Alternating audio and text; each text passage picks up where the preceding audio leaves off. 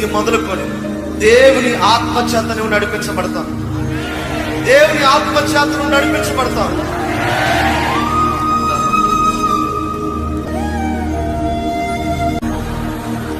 శిష్యులందరూ మేడగదిలో ఉండి ప్రార్థన చేస్తుండగా అగ్ని 4 వేల విభాగింపబడినట్లుగా ఇదిగో పరిశుద్ధాత్మ ప్రతి ఒక్కరి మీద దిగినాడు. వారు వాక్శక్తిని అనుగ్రహించిన కొలది వారు అన్య భాషలతో మాట్లాడటం ప్రారంభించారు. వారిలో ఉన్న భయము వారిని విడిచి వెళ్ళిపోయింది. వారిలో ఉన్న అవిధేయత వారిని విడిచి వెళ్ళిపోయింది. వారిలో ఉన్న లోబడిన తత్వం వారిని విడిచి వెళ్ళిపోయింది. ఎప్పుడైతే దేవుని అభిషేకం వారి మీదకి దిగి వచ్చిందో, దేవుని యొక్క శక్తి వారి మీదకి దిగి వచ్చిందో, దేవుని పరిశుద్ధాత్మ వారి మీదకి దిగి వచ్చిందో, ఇదిగో వారు బలము పొందుకున్నారు. దేవుని కోసం బలమైన వారికి నిలబడటం ప్రారంభిస్తారు.